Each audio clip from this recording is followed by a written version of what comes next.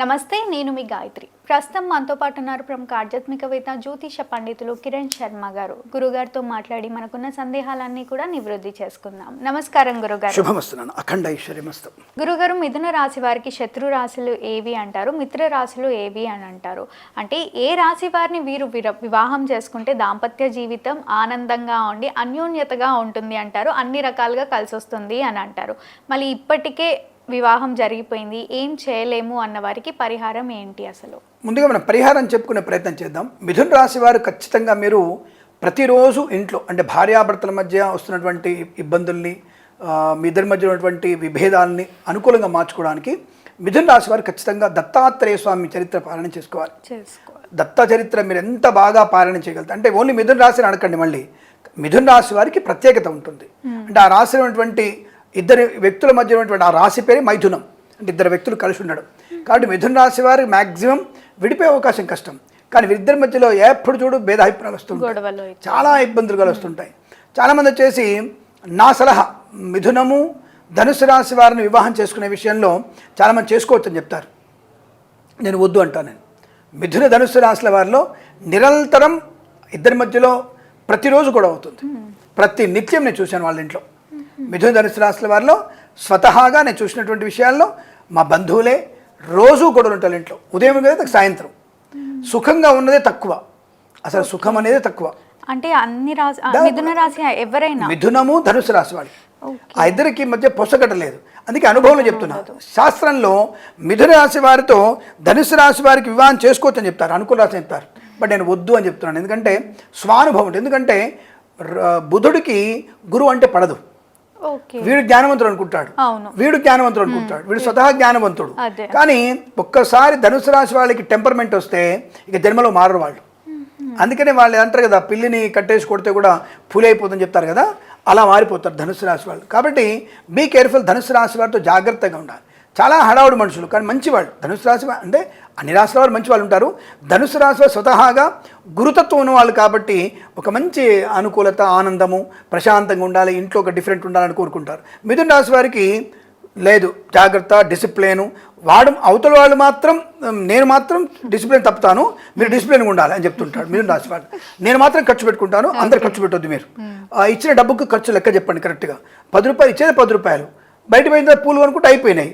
12 రూపాయలు అంటే 10 రూపాయలు ఇచ్చాం కదా, 2 రూపాయలు ఎక్కడ తెచ్చావు అంటే 2 రూపాయలు మొన్న ఇచ్చినటువంటి 25 రూపాయలు 23 ఖర్చు పెడితే 2 రూపాయలు మిగిలినటువంటి వాటివి నాకు చెప్పలేదా అంటాడు. ఒరే, ఇప్పుడు ఖర్చు అయిన లెక్క కాకుండా గత 10 రోజుల క్రితం ఇచ్చినటువంటి 25 రూపాయలు 2 రూపాయలు మిగిలాయా అంటే దొంగతనం చేశావా అని వంకర టింకరగా మాట్లాడేటువంటి వ్యక్తిత్వం ఉంటుంది. లేదంటే విపరీతమైన ఖర్చు, ఓవర్ థింకింగ్, ఓవర్ ఎక్స్పెక్టేషన్, ఓవర్గా మాట్లాడడం, ఓవర్గా దానగుణం, ఇవన్నీ కూడా మిథున రాశి వారికి ఉంటుంది. అందుకని గురువు రాశి వారు ధనుసు రాశి వారికి, మిథున రాశి వారికి మిథున రాశి వారితో వివాహం చేసుకోవచ్చు. కానీ జన్మజాతకాన్ని చూసుకోవాలి.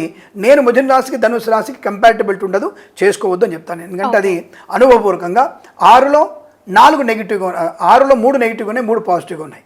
కాబట్టి నేను వాటిని వద్దు అని చెప్తాను.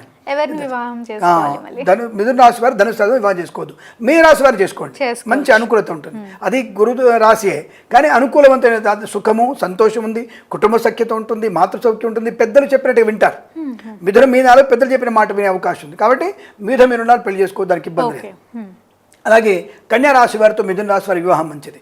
అలాగే సింహరాశి వారితో వివాహం వీరికి అనుకూలవంతమైన శుభయోగాన్ని కలిగిస్తుంది, మంచి ఆత్మవిశ్వాసాన్ని ఇస్తుంది. అలాగే మిథున రాశి వారు తులారాశిని కుంభరాశిని చేసుకోవచ్చు. మరి కుంభరాశి మకర రాశి కూడా శని రాశులే కదండి, మరి మకర రాశి చేసుకోవద్దా? షష్టాష్టకం ఏర్పడుతుంది, అది అశుభ షష్టాష్టకం. అంటే చాలామంది మిత్రులే కదా వాళ్ళు, బుధుడు శని మిత్రులు కదా అంటారు. కానీ ఇక్కడ బుధుడి నుంచి శనికి అంతగా ప్రయోజనం కలిగే అవకాశం కష్టం. కాబట్టి మకర రాశిని వదిలేసి కుంభరాశిని చేసుకోవచ్చు. కుంభరాశి నవపంచకాలు అంటారు.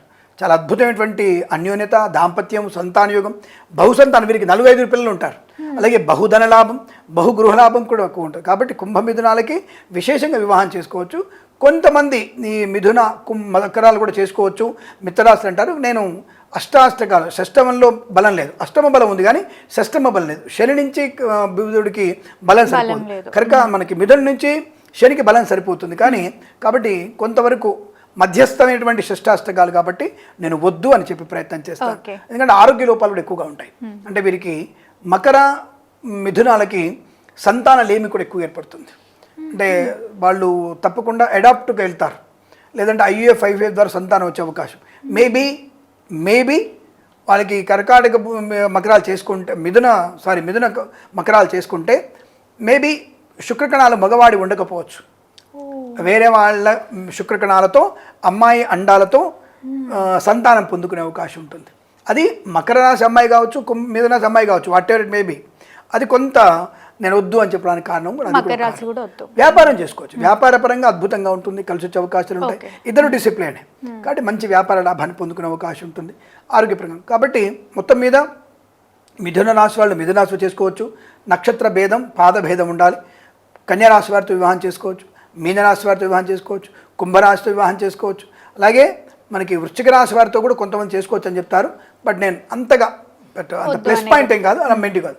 మేషరాశితో వివాహం మంచిదే, అంటే కొంతవరకు మేషరాశితో కూడా కొంతవరకు మంచిదే. బట్ వృశ్చిక మేషాలు యావరేజ్ అనుకోండి, మిగతావి మంచివి. నేను వద్దన్న విషయాలు మాత్రం ఖచ్చితంగా మీరు ఎట్టి పరిస్థితుల్లో తులారాశి వారు చేసుకోవచ్చు, వృషభ రాశి వారు కూడా చేసుకోవచ్చు. మీరు మకర రాశిని, కొద్దిగా వృశ్చిక రాశిని, మేషరాశిని, కర్కాటక రాశి వారికి దూరంగా ఉంటే ప్రయత్నం చేస్తే చాలా మంచిది. వాళ్ళు మీకు కొద్దిగా పొడిచే వాళ్ళు ఉంటారు కాబట్టి జాగ్రత్తగా ఉండని చెప్తున్నాను. తప్పకుండా గురుగారు, ధన్యవాదాలు. శుభమస్తు, అఖండ ఐశ్వర్యమస్తు, సర్వే జనా సుఖినో భవంతు. నమస్కారం.